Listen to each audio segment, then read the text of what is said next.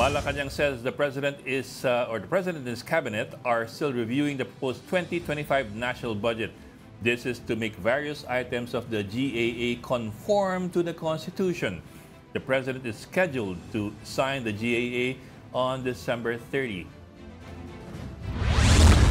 Former President Duterte has offered to be part of his daughter's legal team. That is, if the impeachment complaint against the vice president prospers. The VP also says her father is currently preparing his documents with the Integrated Bar of the Philippines. Among the grounds in ouster moves against Sara Duterte are betrayal of public trust and graft and corruption. The number of firecracker-related injuries has climbed to 69 ahead of the new year. Of the total cases, 58 are aged below 19, while 11 cases are aged 20 and above. Illegal firecrackers cost 86% or 59 of these cases. And para kay Tito Rol Llamas, over to Vatican, Pope Francis delivers his Christmas address.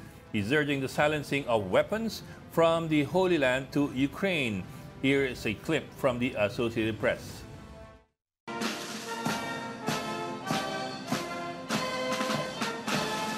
Tacciano le armi nella martoriata Ucraina.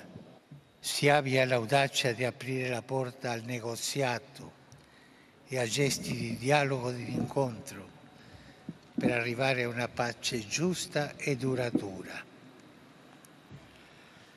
Tacciano le armi in Medio Oriente, con gli occhi fissi sulla culla di Betlemme.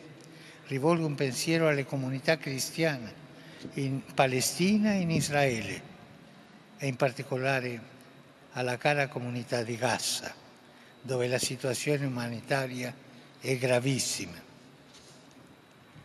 Cessi il fuoco, si liberano gli ostaggi e si aiuti la popolazione stremata dalla fame e dalla guerra.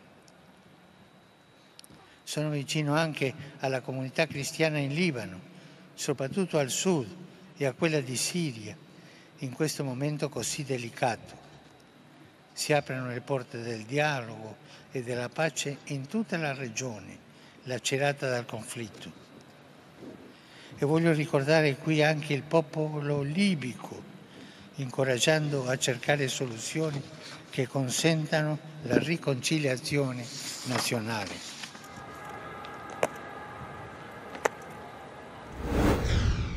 At kasama natin ngayong hapon ang kamiting labang ng Santo Papa noong isang linggo. O, di ba? Hindi naman. si Tito Ronald Llamas, ang ating political pundit. Remember, the church, the Pope, loves to meet with sinners. Yes, dahil yun ang concept ng evangelization. Oo. Yung hindi mga banal, yung sayo. No, yung hindi sayo. No? Yung prodigal son, the parable of the prodigal son. Ang di ba, ang pinaglelechon yung prodigal son. Pinaglelechon. Hindi siya nilelechon, ha? Pinaglelechon siya. Dahil yung mga banal, katulad na Ed Lingaw, hindi na kinakailangan sagipin. Hindi na, okay na yan, eh. Hindi ko alam si Ami kung nandun sa banal o makasalanan. Hindi ko masyado kilala si Ami. Mukha naman banal. Ay, laki ng ngisi. Si Ami Pamintuan, editor-in-chief ng Philippine Star. Pasok, Ami. Ayan. Hi, happy post-Christmas. New Year naman ngayon. New Year naman. May dagdag yung message ni Pope. Although hindi yata kasama niyang part na yan. Meron siyang message about migrants eh. Yes. Sabi niya, he's urging the politicians to work harder to assist migrants. Yes. Migrant workers. Hindi lang siya na-highlight kasi napakaraming gera ngayon sa mundo. At saka, pero para sa atin, sa sitwasyon natin, importante yun. Yes. At saka, isa rin yung hindi na banggit ay yung atake niya sa Israel, sa pambobomba sa Gaza. Ang tawag niya rito, this is not war, this is cruelty. Yun ang sabi niya. Short of saying na ito ay genocide. Nabanggit yun sa ibang news. Short of saying na ito ay genocide. Yung pambobomba ng mga bata at mga sanggol ay hindi gera. No, ito yung sharpest na banat niya. Kaya sumagot yung Israel. Nag-react ang Israel. Na hypocrite daw ang simbahan. Hypocrite ang Papa. Yun ang sagot nila. Kaya ito, very important to dahil sinundan niya nung sermon ni Cardinal Ambo yung kanyang first official na sermon na kung buhay ang Holy Family, sila ay nasa isang wasak na bahay sa Gaza. Yun ang sabi niya. At ito ay hindi ito yung dating sitwasyon ng Israel na sila ay nilulusob. Ngayon, ang Israel ang aggressor.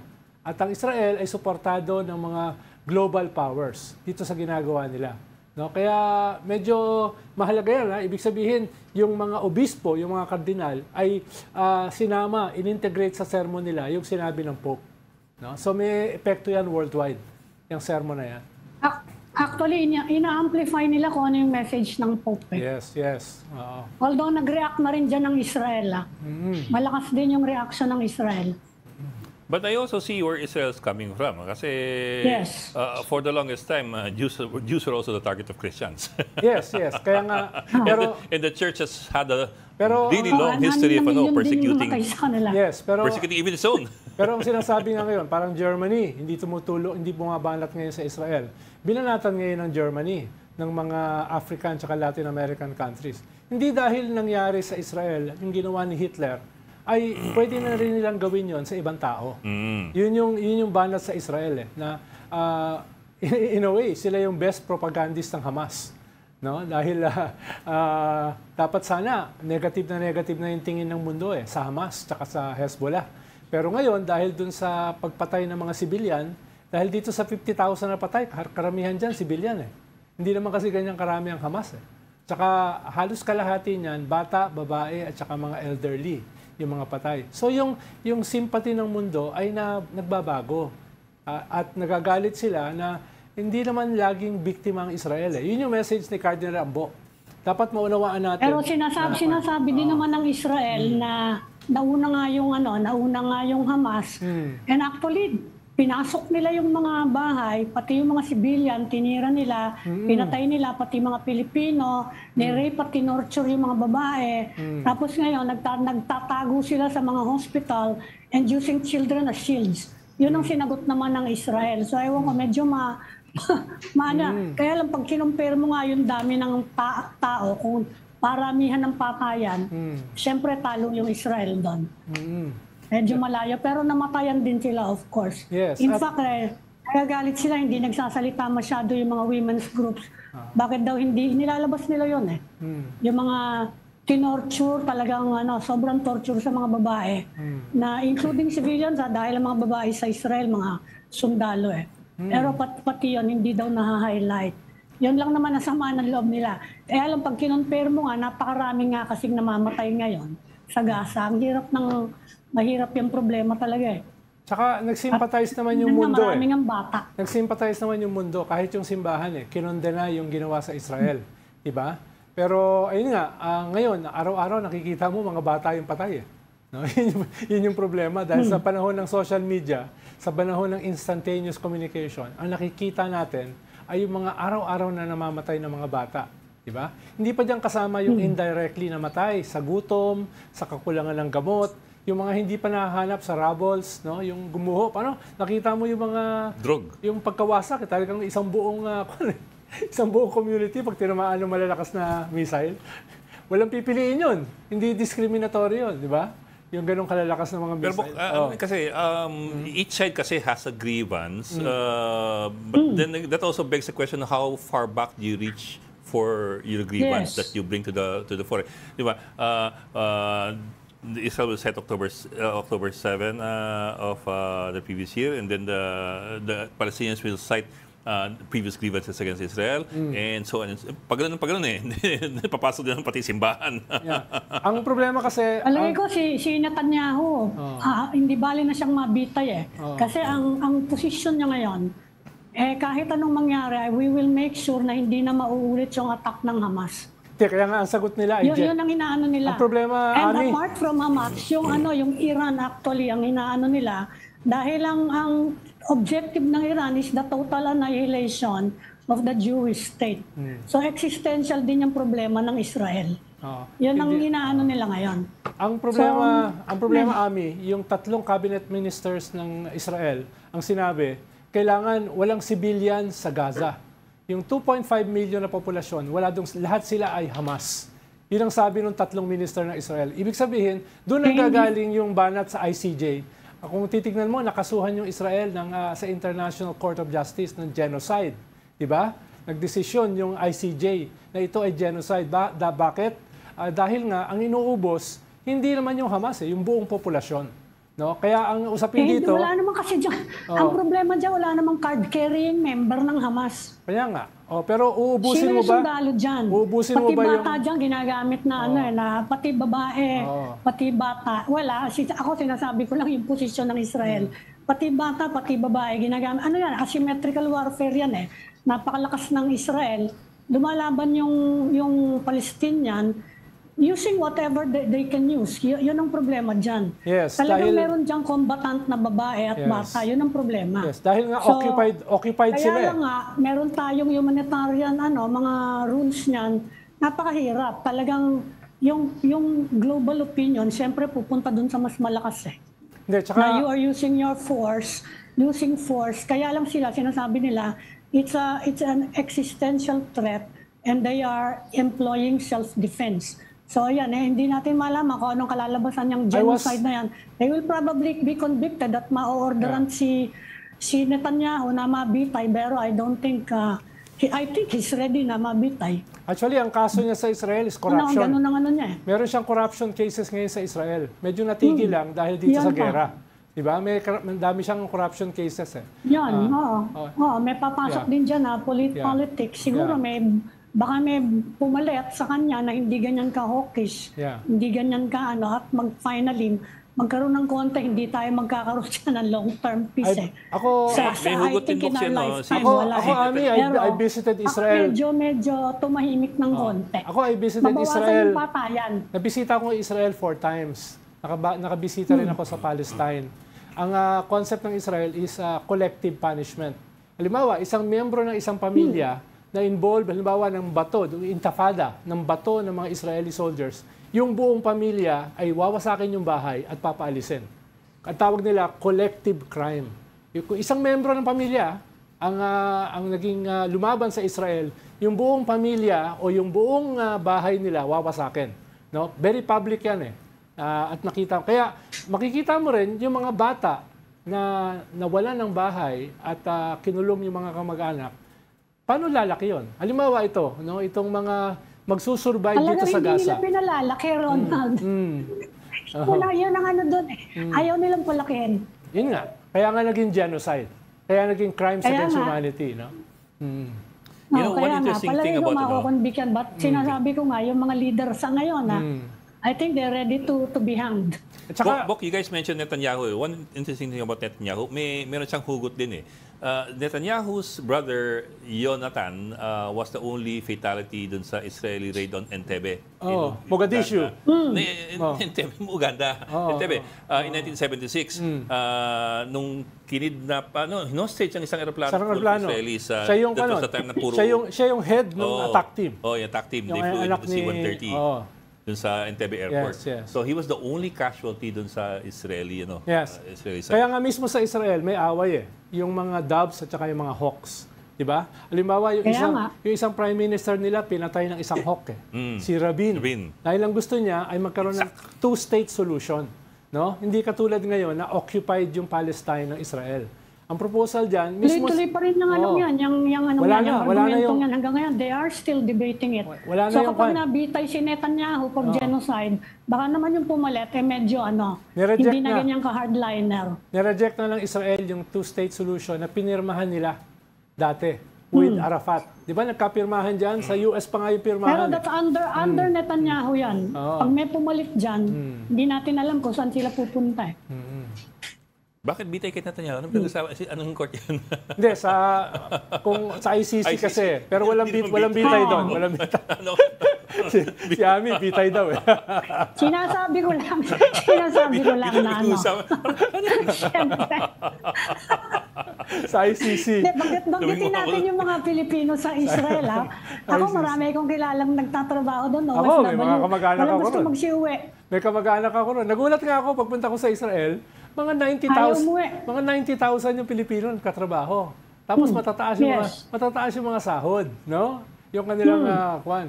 Tapos medyo masama loob ng mga Palestine dahil yung mga Palestine na wala ng trabaho. Dahil mga Pilipino Na-displaced daw. Paano kung ikaw Israeli, syempre kukunin mo yung hindi kalaban, di ba? Yung Pinoy na... Alam mo naman tayo, Magaling pa mag-Ingles, to no one except ngayon, meron na tayong enemy, no? Pero Filipino, generally, all over the world, welcome na welcome tayo. Yes, yes. Kaya gano'n. Nagulat Kaya ako, may significance actually yung banggit ni Pope tungkol sa mga migrant workers na proteksyonan nyo naman. Especially in the light of, kaya lang hindi kasi tayo na-highlight, napakarami nga kasing gulo sa mundo. Nagulat nga ako, may 3 ko kamag-anak na sa Israel. Hindi ko alam na nandun sila. Mga 50,000 yung legal, tapos may mga 30,000-40,000 ka na hindi registered.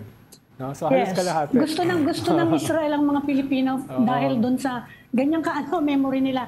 They actually remember yung ginawa natin sa kanila. Before the war. During World War II. Kaya meron doon, merong pinuntahan ko yun Isang barko yung memorial, nakasama tayo doon.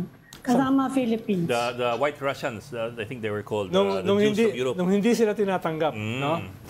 Kaya nga yung mga opposition kay Netanyahu, yun ang mensahe nila, nasisira kami lahat dahil dito. No? Kaya tingnan natin kung saan papunta yung corruption scandal niya. Baka naman makonvict siya at mapalitan. So baka matuloy din yung Christmas wish ni Pope Francis. Di ba nung gera sa Vietnam, Ami, ang tawag sa mga Amerikano, baby killers. Paano pag binomba mo yung mga cities, walang pipiliin yun eh. Yung napalm, lahat sunog doon eh. Kaya nakita mo yung bata na sunog yung katawan, tumatakbo. Di ba? Yun yung malaking bahagi yung ganon sa pagkatalo ng Amerika. No, di ba? Pero kapareho din yan sa Israel ngayon, marami din mga anti-war sa kanila. Sa US, doon napakalakas ng anti-war, no 60s, protest, diba? 70s. Oo. Kaya yung public opinion actually helped doon sa withdrawal. Yes. Doon sa withdrawal ng US. At Ami, yun yung first time na nakita natin ang gera sa television. Di ba? Yung Vietnam War. Kitang-kita natin ano nangyayari. Kaya it helped shape public opinion. It was the first time we saw it live. Yes, like tama. World War II in Korea, where... Medyo delayed yung long delay kasi... Ito, pwede mong panoorin sa TV. Parang nangyayari ngayon sa Gaza. Every day, nakikita mo yung mga casualties, di ba? Nakikita mo yung... Kaya public opinion talaga magiging kalaban ng Israel. Anyway, yung mga latest ngayon, within the week, yung latest, mukhang open na yung both sides for negotiation. So, titignan natin kung anong development. Baka naman before the New Year, merong positive development. Tama. Para magkaroon nga ng silence of arms. Silenced arms. Huwag lang silence of the lambs. Kasi serial killer. Serial killer. Ano kung titignan mo yung weapons. Kung titignan mo, Ami, yung Gaza before the war, para siyang isang malaking refugee camp. Nakatambak yung mga tao. No, yun yung sitwasyon nun. Kaya talagang training ground for terrorist. Talagang lalaki ka na galit ka sa Israel. No? But Israel's point of view naman on that is hindi pwedeng tuloy-tuloy na patayan yan. Kailangan talaga mag-usap. At some point, kailangan na daanin yan sa usapan. But if you listen to the Israeli narrative, it's this that Gaza is controlled by Gazans and by Palestinians. It is not a concentration camp of Israel. That's the Israeli narrative. Yeah. Actually, naglagay sila ng Palestinians na pro-Israel. Ang problema, natalo sa election. Nanalo yung Hamas, no? Naglagay sila before, no? Yes. Dahil nga ang tingin ng mga Palestinians ay puppet ito. Kaya binote out nila yung grupo na yon. Kaya nanalo yung Hamas. Baka magkaroon din ng political changes doon sa among the Palestinians, di ba? So tignan natin, baka both sides nakakapagod diyan pag nakakakita ka araw-araw ng patayan, di ba? Siguro both sides baka mapagod doon sa violence. And they will be more open there are to two possible directions of that. One is you might want peace. The other one is the children who saw their parents getting killed may opt for the other alternative, which is to seek vengeance. Actually, and then you create more enemies. Ang dami ring patay ng mga foreign NGOs. Maraming patay ng mga UN workers. Mga mahigit 100 na. Yung patay na United Nations workers. Actually, yung Al Jazeera, marami rin patay. Buong pamilya. nakikita ko, yung buong pamilya ng isang Al Jazeera journalist, wipe out. Dahil pag tinamaan ka ng missile, ubos talaga yung buong yung buong block. Ayan yung malalaking mga missile, walang pipiliin yun eh. Kaya titingnan nga natin. Kasi at some point, masusobrahan ka na niya, nakakakita ka patay araw-araw eh. Bok, tama na yan. So, Usapang siguro genocide. by the new year, meron ng positive development. Ayaw na ni Ed lang usapan genocide, Paskong-Pasko raw. Oo nga, Paskong-Pasko, napaka-negative. Peace on earth. May Good nakipop will to all tayo men. nag-Pope nga eh. First time na bumanat si Pope ng gano'n. Oo nga eh. Oo. Yeah, it is. At saka yung Hindi, highest... he's been talking about that since the attack on Israel. Oo. Pero dati, call niya for... Hindi nga lang tumatalab. Oo. Tsaka ang call niya ron for peace eh. But this is the most the most strident statement from the Pope. Against Israel. Oo. Mok, change topic naman tayo. Ang budget na inintay natin mapirma sa December 30. Anong naging itsura doon sa ninyo? Kasi naglabas ng statement ng Malacanang. Thorough review. Para daw to ensure na hindi unconstitutional There you yung go. pirmahan ni President Marcos. So, ano lang yung pwedeng mangyari doon? Babawasan sigurado yung DPWH. Hindi siya pwedeng mas mataas sa Department of Education. Yes. Ngayon, ewan natin kung yung program of appropriations, pork barrel ng mga congressman in an election year, pwede rin nilang bawasan kasi unconstitutional din yun. Kahit ano yung dinagdagan nila, unconstitutional. Pero Ami, ang mahalaga rito, inamin nila na unconstitutional yung budget, di ba? Di ba? Indirectly, inamin nila, may mga unconstitutional provisions dito sa budget na ito. But you're looking at two possible violations of the Constitution. One nga is yung what get priority should be education.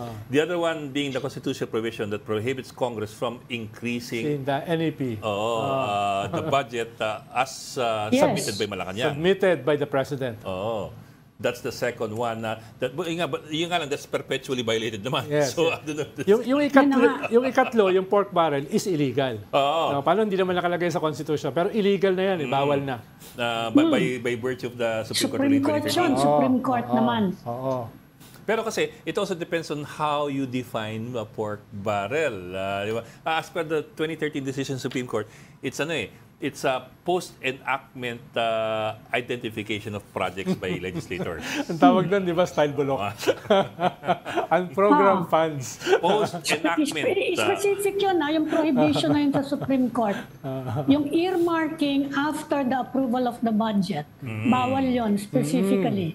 Yun yung pork barrel. Actually, yung isa, doon sa mga ahensya like PDIC, like PhilHealth, may sarili kasi mga charter yan. No? At binawasan yan para ilagay doon. Ang sinasabi ng iba, illegal yun dahil may sariling charter yung mga yan. Hindi mo yan pwedeng galawin. May mga members yan eh. Diba? Iba yung members niyan. Pero diba? yung fiscal autonomy kahit paano. Saka yung mga ito yung isang issue ngayon na pending sa Supreme Court, yung kinuha nga nila, in-impound nila yung mga government-owned, yung mga savings, quote-unquote, ng mga government-owned or controlled corporations. Yes. Bawat isa dyan ginawa, may batas eh. Yes. May charter So, yan. hindi siya pwedeng i-amend, hindi ba? Yung Universal Amendment ng GAA, yung General Appropriations Act, bigla silang in-amend lahat at ibigay niyo sa amin yung savings niyo. Yes. Yan ang isang issue ngayon na pending sa Supreme Court. Naging issue rin yan, Ami, doon sa Maharlika eh. Dahil ginalaw mo yung Land Bank at saka yung DBM. Yes. Diba? Ang sinasabi, yung Land Bank at saka DBM, may sariling charter din yan. Hindi mo yan basta-basta kunin. Kaya nagsimula yan doon eh. Maharlika pa lang eh. Ano na nga pala nangyari? Baka may balita kayo dyan. Ano na nangyari sa Maharlika? We've been paying people to run Maharlika for 1 year. Wala pa nangyayari. Parang deja vu ako. Maharlika, parang I heard it before. Pero biglang nawala. Parang 2 taon na yan, di ba? Ami, yung Maharlika. 1 year na yung operational. Minadali, remember? Minadali siya. Diba? Naging bill siya 2 years ago. Na formalize siya a year ago, di ba? 1 year na. Parang I hear echoes of the past eh. Pero I cannot seem to remember exactly what it was dahil it's been so quiet for so long. Basta ang flood control hindi pork barrel Ang flood control hindi pork barrel. Hindi mo lang nakikita dahil nasa ilalim ng lupa. Ang hirap-hirap tinatanong ko yan eh. Paano halimbawa ikaw auditor ha? Paano mo ngayon audit kung completed na yung flood control project? Maghuhukay Sige ka. nga. Maghuhukay ka ulit. May kilala ako taga Quezon City, taga ano eh. Nagrereklamo eh. Nagbabaha daw sa kanila kasi ang ginawa daw doon sa river dredging. Creek dredging yan. dredging. Sinimento yung creek, imbis na drainage. Sinimento? Eh, paano yun? Sinimento, ano yung sinimento? Baka yung dagat, Sinimento baka yung yung, ilog. yung creek bed, yung creek bed. Yung creek bed Imbis sinimento. na nilaliman, Patungo mo ng semento. So, ibig sabihin, pag dumating yung bagyo, tsaka tumaas yung tubig, no? Hindi siya lulubog. Wala siya, hindi siya lulubog. hindi siya makakababa. Magaling ang flood control natin. Dahil libo-libo, dapat isa lang yan eh.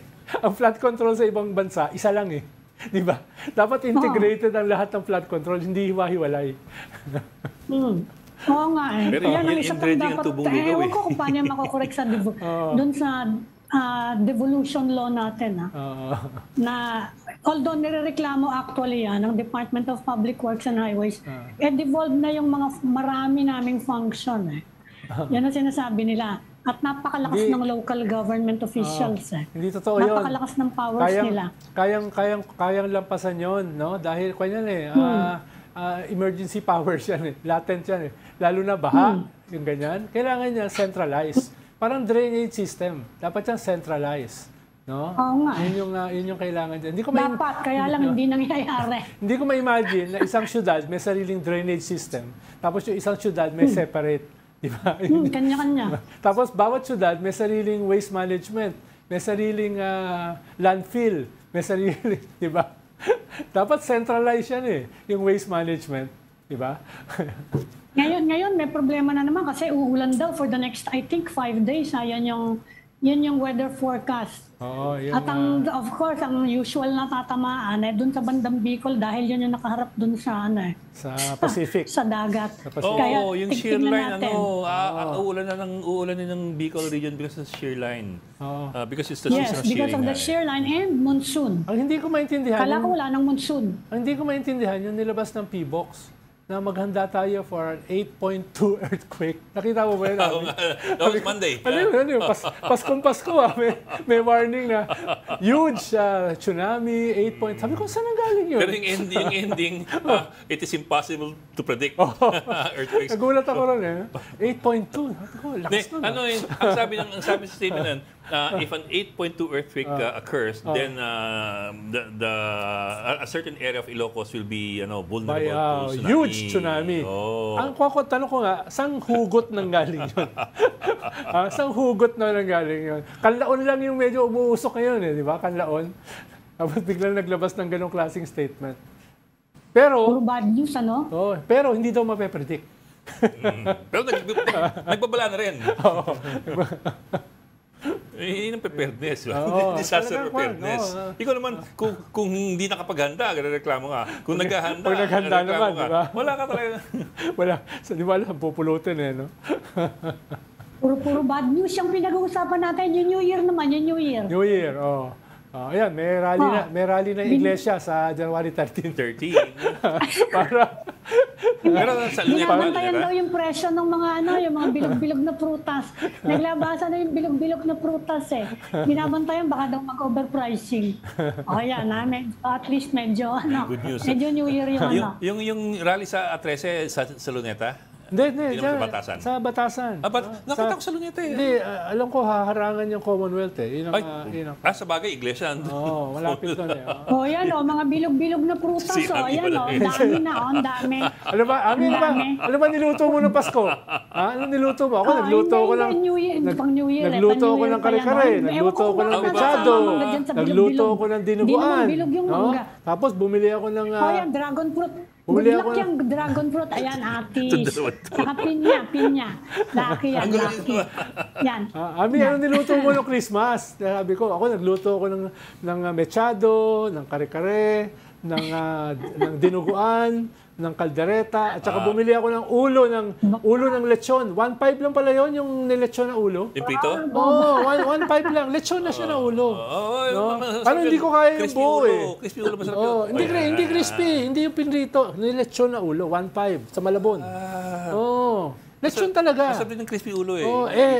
Hindi ko kaya yung buong katawan. So, ulo binili ko. Hindi mo kaya yung buong katawan? Hindi mo kaya yung lechon. ham.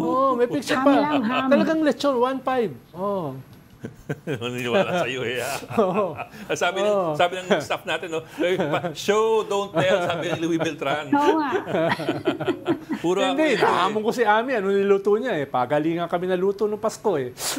Pinapakita sa akin yung mga bilog na prutas. Pag Pasko, ang inaasahan sa akin, malulutuin ng mga kamag-anak ko. Ako magluluto, paella, kalyos, lahat yung chicken salad ko na na talagang super delicious chicken salad. Ang sarap nung ang sarap nung kalyos na pinadala ni Shelo Magno. Pinadala ako ng kalyos eh. Sarap eh. No? Yan ang mga saka lengua, nagluluto ako noon. Ako, masasabi ko lang, mabuti lang may Grab. Hindi, mahalaga yung sharing eh. Diba? Mahalaga yung sharing. Diba? Nagkaka-share line eh. Yung niluto mo, yung niluto ng kabilang bahay. Ganun yung essence ng Kaya ako Pasko nagluto eh. nga. Sino ang pinaparo ng kapitbahay? Yung Pasko, wala yung mga kamag-anak ko nasa abroad. Halos kalahati ng kakilala ko nasa Japan eh. Ang daming nasa Japan ngayon eh. Nasa Sapporo, di ba? Sikat sila ngayon. Sikat ngayon. Japan ang puntahan eh. Hokkaido, very popular. Hinihintay ko Winter Wonderland. Hinihintay ko, regaluhan ako ni Ed ng pamasahe papunta ron. Pero gusto Plane ticket? Ipapasalod ko sa inyo. Gusto mo? Magkano yan? Papasalod Yun yung hinihintay ko eh. 20, 40. Winter Wonderland. $400 lang. Yung pinakamura na ticket papuntang Japan. 20 mil din yun. Mababa yan ngayon eh. Kaya sabi ng mga Hapon time to visit Japan kasi mababa daw yung pera nila. Oo. $400 lang. So, may pabaon pa? Papunta ng Palawan, $300 na eh. Diyo? Oo. $300? Pag 15 mil? Oo, 16. Palawan? Oo, pupunta ako sa Coron. Several months back. 16,000 ang pamasahe. Punta ka na. Mahal. Magbarko ka na lang. Hindi pumunta ka na ng Japan. Ang Davao kasi, 200 plus eh. 10,000 plus. Isa yan sa mga reklamo actually dito ng mga foreigner. Ang mahal daw ng pamasahe. Ng local natin. Domestic. Pag kinumpara mo daw, pupunta na lang daw sila sa Thailand kaysa mas mura pa. Sa nating probinsya. Mas mura pa. Hong Kong, mas mura. Thailand, mas mura. Kuala Lumpur, mas mura. Japan, mga sa ganun. Nagrereklamo sila. So what's the Pati reason daw for yung that? mga hotel natin mahal. Tama. Oh, yeah. I mean, quality compared to quality, yung pantay-pantay ang quality. Tama. Mahal daw yung mga hotel natin. Ito yun. Buti lang may sogo. Hindi, meron din mga ganyan dun eh. Kwento ni Sa Lord, ibang sogo bansa, mura eh. meron din. Mga Yung iniisip ni Ed, mga pang short time eh. Hindi yun. May 12 oras na dun eh. Teka, trouble lang tayo eh. Kaya muna tayo. You're watching Star One News. We just need to take a break. We'll be right back. Mga minamahal kong kababayan, maligayang Pasko po sa atin lahat. Ang panahon ng Kapaskuhan ay panahon upang lalong magsama-sama at magmahalan ang bawat pamilya at ang bawat isa sa atin. Ngayong Kapaskuhan, bibidang muli ang mga kwento ng ating lahi dahil ito sa espesyal na selebrasyon na ika-50 taon ng Metro Manila Film Festival na bahagi na ng ating buhay at kultura bilang Pilipino. Ang mga magagandang pelikulang kalahok ngayon ang Golden Year ng MMFF ay siguradong magbibigay ng gintong saya at mag-iiwan ng mga ginintuang aral. Tangkilikin po natin ang kwentong Pilipino. Suportahan po natin ang Metro Manila Film Festival 2024. Isama ang buong pamilya, buong barkada, at panoorin ang 10 pelikula na handog ng MMFF. Mabuhay ang pelikulang Pilipino. Happy 50 years, MMFF, at muli, maligayang Pasko po sa inyong lahat.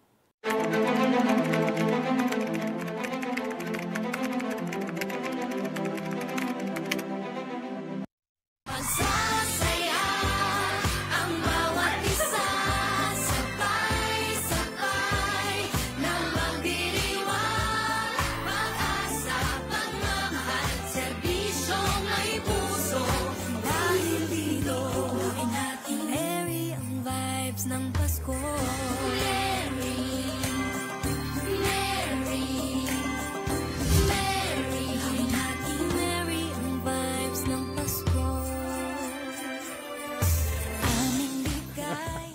Pwede ba natin i-play yung music ngayon ulit? Tapos sumayo naman kayong dalawa? Ha? Bakit, Ami? Ba't wala ka ron? Hindi Habol kami natin isama. sa bagong taon, no? Ayan, lagyan yung music. Diyan, pwede nyo lagyan yung score. Ayan. Dito na, dali. Sumay ka na. Hindi tayo synchronized. Hindi synchronized. Hindi siya Kaya, para ka hindi millennial. ano ba kayo? Hindi kayo nanonood ng K-drama. Cut! Ang hirap eh. Ayan. Ami, oh. Sabay. Ayan. Sabay pag-ending, anyong haseyo. Pagkasama ka ba dyan, may Christmas bonus? Wala. Talaga yung mga may Christmas bonus eh. Wala pa naman bonus. Bigay na bigay, oh. Lalo na si Manny Mugato, bigay na bigay. Pero, Oo.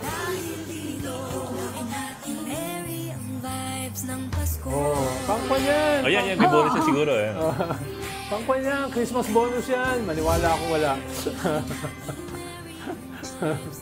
May hugot na naman ito kasama ko dito. Wala naman, observation lang. Kung hindi kape, TF o bonus. Ami, pinag-usapan namin kanina during the gap, lechon? Paglelechon ng tao? Hindi. Ami, nakita mo ba yung message ni BBM? Binibuild up niya yung Metro Manila Film Festival. yung Metro Film Festival na. Matagal na ako hindi nanonood na sine. Ang hindi nabanggit, nung Christmas ng pamilyang Marcos, may absent. Nakita mo ba yun? Oo nga. May absent. Hindi ko. May usual absent naman dyan lagi. Ayan, may absent, di ba? Sabi ko lang sino. Sino ba wala dyan? Di ba si Amy tsaka yung kanyang mga anak? Baka may dahilan. Lahat naman may dahilan. Sinagot na yan dati, in-explain na yan ni First Lady dati, di ba? Sabi niya, di naman daw kailangan imbitahin ng mga membro ng pamilya. Yun.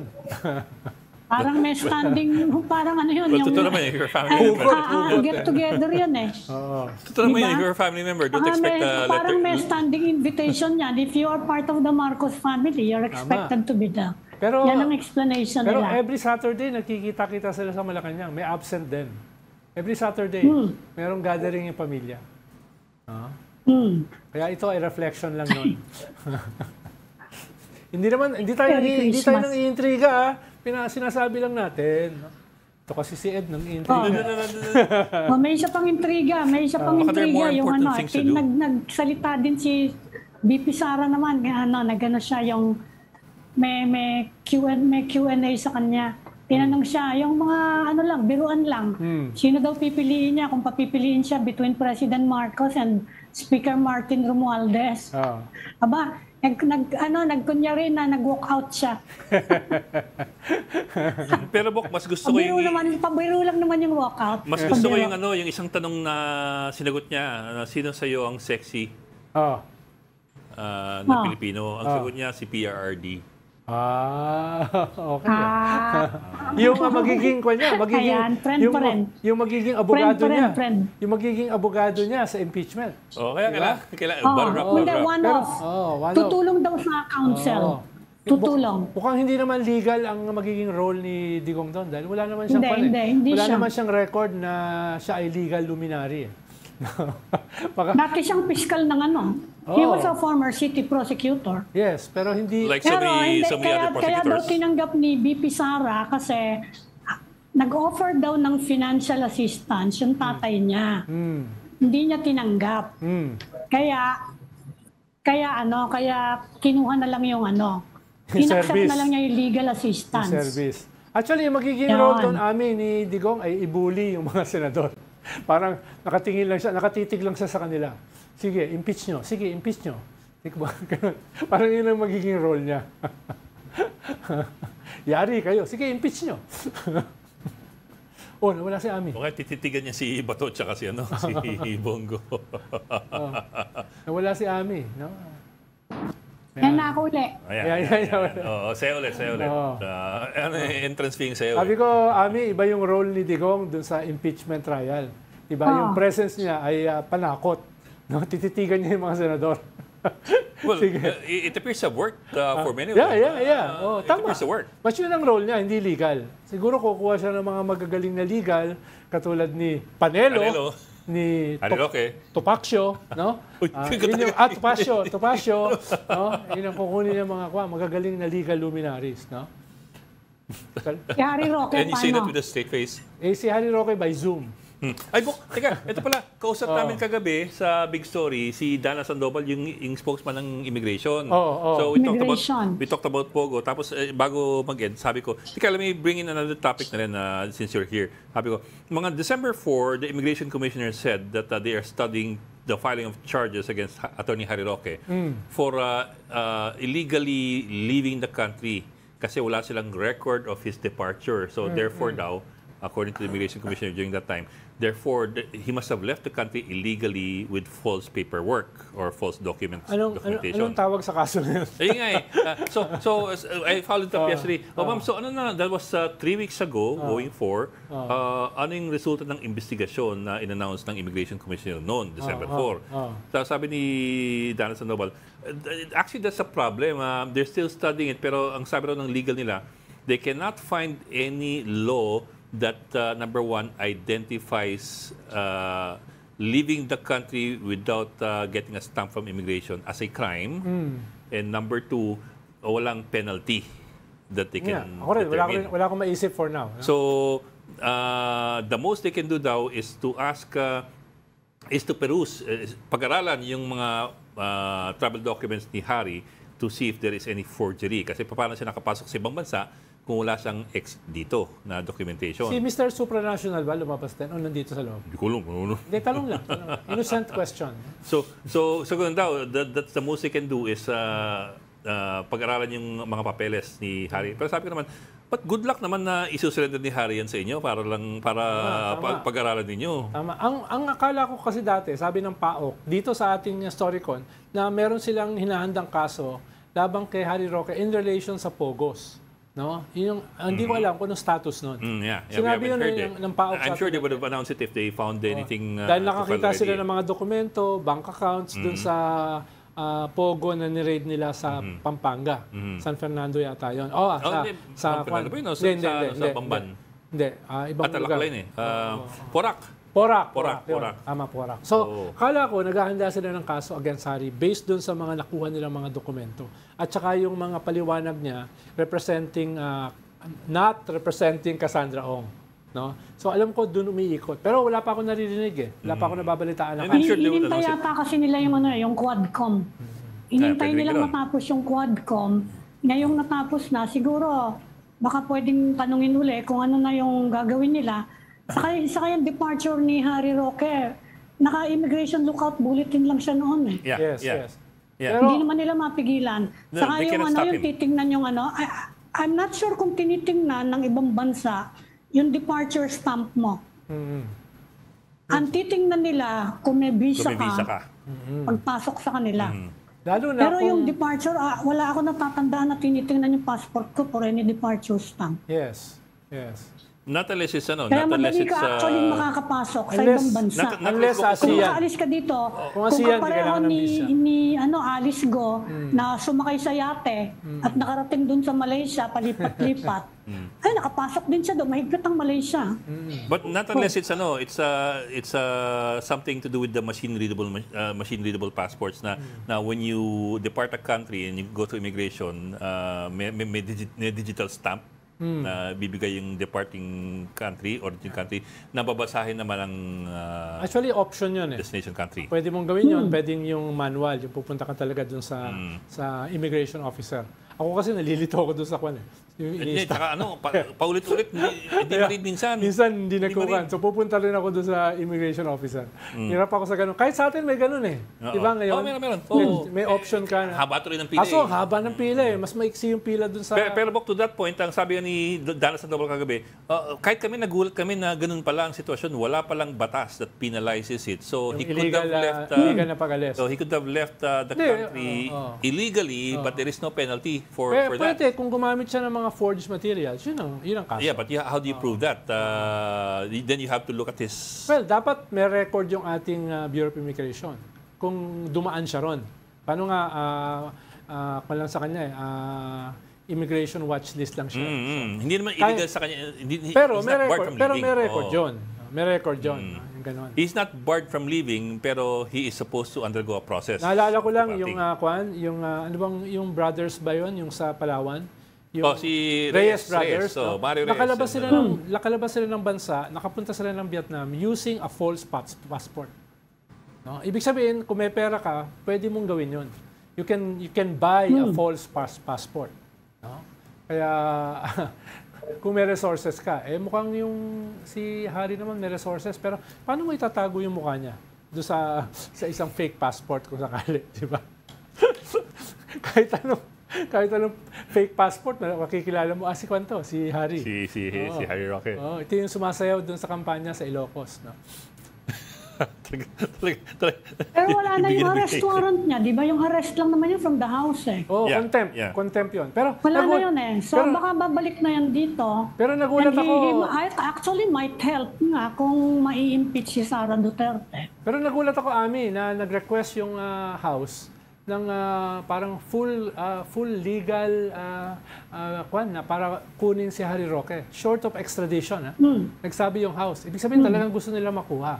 No? Pero, ang alam ko nga, pag wala ano pang gagawin nila? Tapos na yung Quadcom. Hindi ko alam. Hindi, mukhang tuloy pa yung Quadcom. Well, the reason I asked Dana Sandoval of Immigration about the case of Harry Roque, kung magsasampa na sila ng kaso o may kasong nakasampa na, is because nga, the only arrest warrant against Harry Roque is the one issued by Congress. And that is all. So, unless may kaso na hindi natin alam, na naka-file na. So, yun tinatanong ko, kung may kaso na naka-file.